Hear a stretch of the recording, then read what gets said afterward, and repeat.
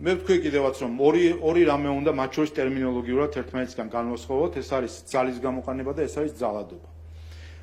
აქციის მონაწილეს არ აქვს ძალის გამოყენების უფლება. წერტილი. არანაირი მაშხალების სროლა, ქვების სროლა და ასე შემდეგ, არანაირი მათი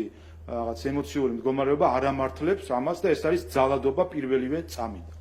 ამის საპირისპიროდ ზუსტად ამ ძალადობის საპასუხოდ სახელმწიფო და პოლიცია შესაბამისად ამ შემთხვევაში არის ერთადერთი ინსტიტუტი, ვისაც აქვს ლეგიტიმური ძალის გამოყენების უფლება.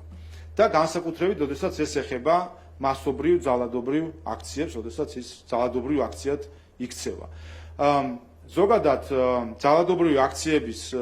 ასე ვთქვათ, მართვა ერთ-ერთი ურთულესი ღონისძიება, საპოლიციო ღონისძიება არის და ჩვენ ხედავთ ხოლმე მსოფლიო გამოცდილების გათვალისწინებითაც, რომ რა თქმა უნდა, როდესაც გვაქვს მასობრივი ძალადობა, როდესაც პოლიცია ამ დროს იყენებს სპეციალურ საშუალებებს და ლეგიტიმურ ძალას კიდევ ერთხელ და ეს არის სწორედ სახელმწიფოს ფუნქცია, რა თქმა უნდა, აქ არის რისკი ძალის ჭარბად გამოყენებისა და ეს სწორედ ამ რისკის დასაზღვევად არის რომ არის სპეციალური საპოლიციო ძალები, რომლებიც ასეთი ვითარებისთვის გადიან წრთნებს და იციან თუ როგორ მართონ ასეთი პროცესები და ამის დამსახურებაა ზუსტად ის, რომ ჩვენ სამი დღე ვაკვირდებით, რამდენად პროფესიონალურად მიდის მართვა ამ პროცესებისა. მიუხედავად ამისა, რა თქმა უნდა, თავად ძალის გამოყენება, როცა ხდება იმისთვის, რომ მოხდეს ძალადობის აღკვეთა სახელმწიფოს მხრიდან,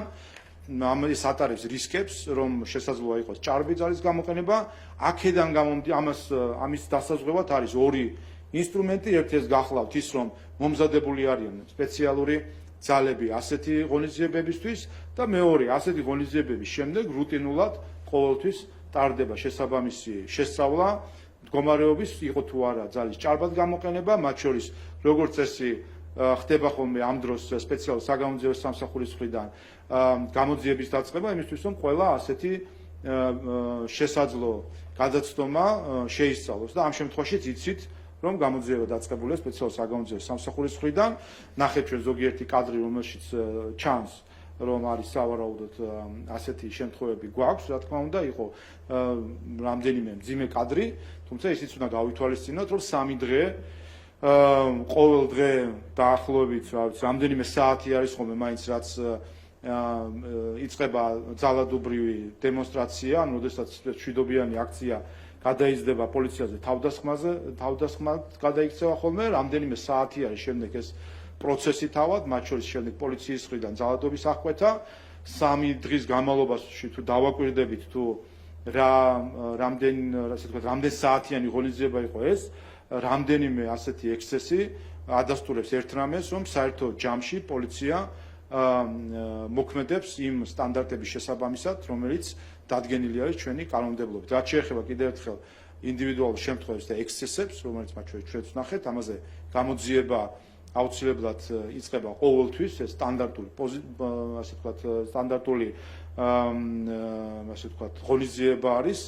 და შედეგებს, რა თქმა უნდა, ყველა ვნახავ და ჩვენც, რა თქმა უნდა, და მეც პირადად ამას ძალიან დეტალურად ვაკვირდები.